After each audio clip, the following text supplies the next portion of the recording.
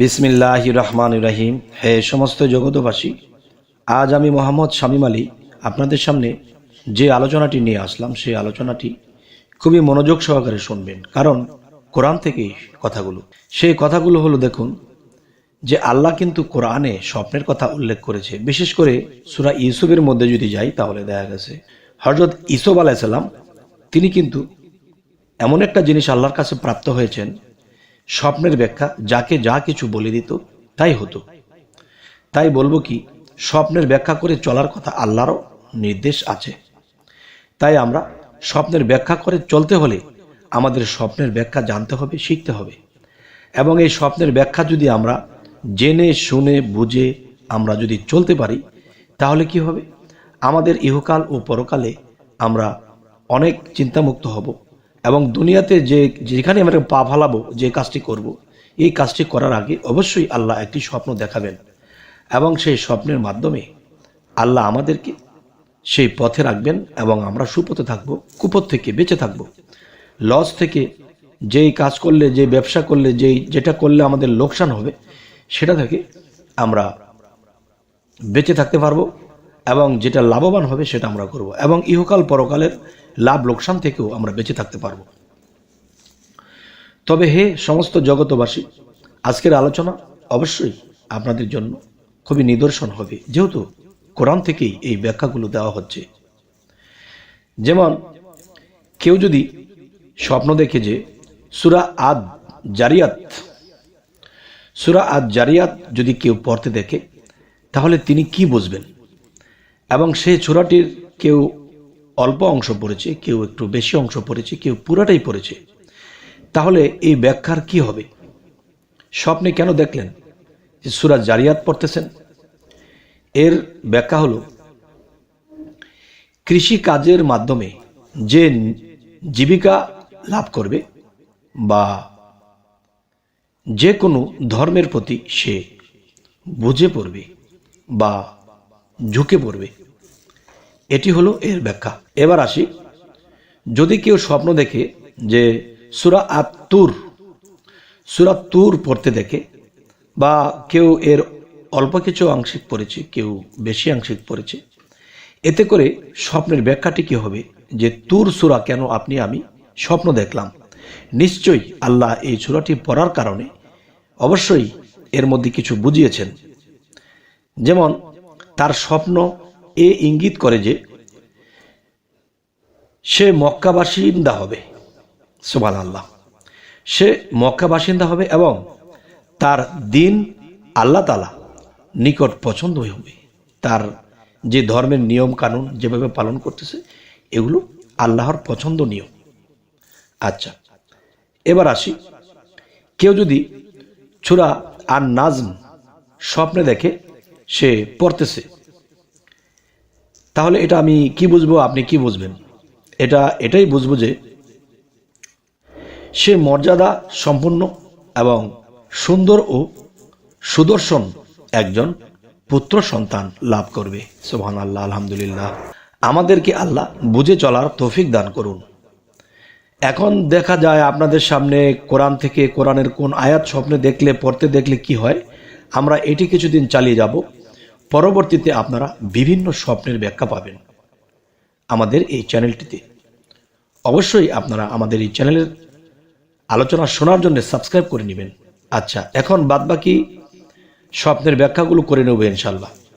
সেটি হলো, দেখুন, কেউ যদি বলে বা কেউ যদি বলেন তার সন্তানাদি অনেক হবে এবং ইলম ও তাকওয়ার অধিকারী হবে, আল্লাহ সন্তুষ্টি লাভের সেই মৃত্যুবরণ করাবে, তাহলে আমরা কি বুঝব? যে সূরা আন নাজম এটির গুণ, এটি বোঝানো হলো। আরও একটি সূরা নাজম থেকে বলবো, যদি কেউ এরকমই দেখে যে সন্তানাদিদের মধ্যে তার অনেক হবে, তাহলে সে সংযত হবে যে না, এত সন্তান কেন? আর যদি সংযত হয় তাহলে আল্লাহ তাকে কমিয়ে দেবে, তার সেই সিস্টেমেই আল্লাহ তাকে নেবে। এবার আসব, কেউ যদি স্বপ্ন দেখে সূরা আল কামার পড়তেছে, কেউ বেশি অংশ পড়েছে, কেউ অর্ধেক অংশ পড়েছে, কেউ কমের ভাগ পড়েছে, যাই হোক, এখন এই স্বপ্নের বিষয়টা কি বুঝবেন, যে সূরা আল কামার পড়লে কি বুঝবেন? অবশ্যই এটি বুঝবেন যে তাকে জাদুগ্রস্ত করা হবে, কিন্তু কোনো ক্ষতি করতে পারবে না। সুবহানাল্লাহ, আলহামদুলিল্লাহ। সূরা কামারের এই গুণ ক্ষমতা আল্লাহ প্রকাশ করলেন। এবার আসি, কেউ যদি সূরা আর রহমান বা এর কিছু অংশ পড়তে স্বপ্নে দেখে, তাহলে এতে কি বোঝার আছে এবং এর ব্যাখ্যা কি হবে? এর ব্যাখ্যা হবে, দুনিয়াতে সে আল্লাহর নিয়ামত এবং আখিরাতে আল্লাহর রহমত বা দয়া লাভ করবে। সুবহানাল্লাহ, আলহামদুলিল্লাহ।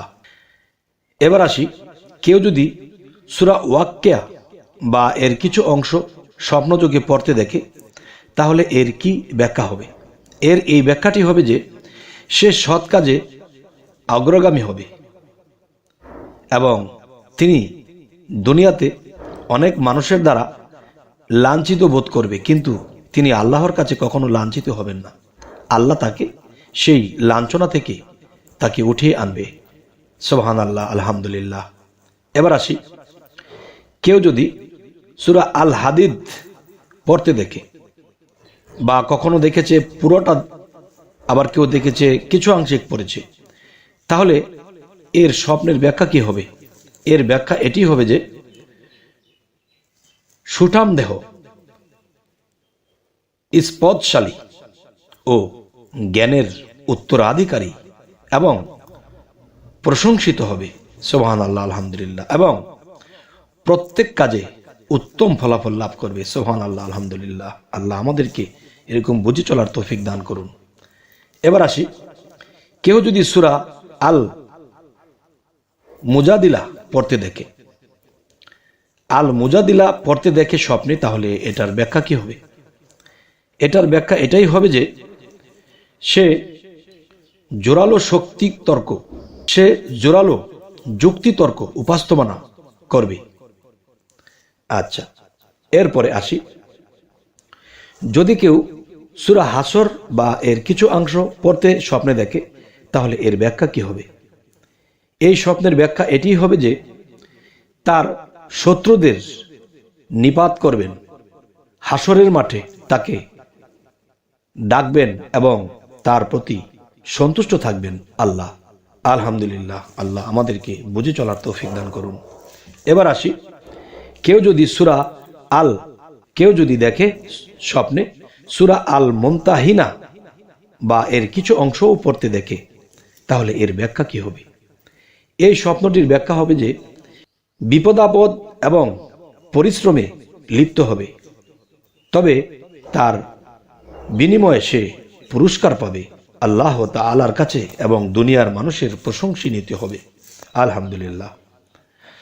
তো এবার আসবো, কেউ যদি স্বপ্নে দেখে যে সূরা আস-সাফ বা এর কিছু অংশ পড়তে দেখে, তাহলে সে কি বুঝবে এবং আমি দেখলে কি ব্যাখ্যা করব?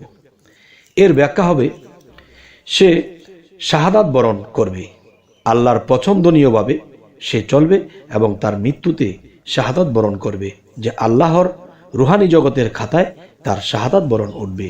সে সাধারণ কোনো মৃত্যু হবে না, তার খুব ভালো একটা মৃত্যু হবে, যে মৃত্যুতেও নিজে খুশি এবং আল্লাহ খুশি।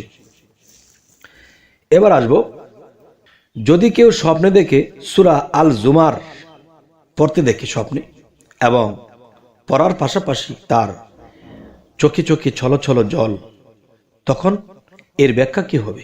এর ব্যাখ্যা হবে, আল্লাহ তাআলা তার জন্য আখিরাতের সমস্ত কল্যাণ একত্রিত করে দিবেন। সুবহানাল্লাহ, আলহামদুলিল্লাহ। হে সমস্ত জগতবাসী, আমাদের এই চ্যানেলটি যে স্বপ্নের ব্যাখ্যা আপনাদেরকে যা কিছু বোঝানো হচ্ছে, অবশ্যই বুঝে নিতে হবে যে দেখুন, যে এই স্বপ্নের মাধ্যমে মানুষ অনেক পথ এগিয়ে যেতে পারে। সেটি কেমন? যেমন মনে করেন, বাহ্যিক দুনিয়াবিভাবে যদি যাই, যে আপনি একটা ব্যবসা, আপনি একটা কাজ, আপনি একটা কিছু করবেন, তখন আপনি এ ধরনের কোনো স্বপ্ন যদি দেখেন, আর সেই স্বপ্নের মধ্যে যদি আসে যে হ্যাঁ আপনি জয়লাভ করবেন একদিন, তাহলে সেই ব্যবসায় আপনি চলে যাবেন, সেই কাজে আপনি নেমে যাবেন, ইনশাল্লাহ আপনি ক্ষতিগ্রস্ত হবেন না। আল্লাহ আপনাকে এই কোরআনের আয়াতের অনুসারে যেহেতু আপনি দেখেছেন, আল্লাহ আপনাকে সাহায্য করবে। হে সমস্ত জগতবাসী, আমাদের এই চ্যানেলের আলোচনা যদি আপনাদের ভালো লাগে অবশ্যই সাবস্ক্রাইব করে নিন, পরবর্তীতে যেন আপনাদের সামনে ভালো আলোচনা নিয়ে আসতে পারি। তো সকলেই ভালো থাকবেন। আল্লাহ হাফিজ।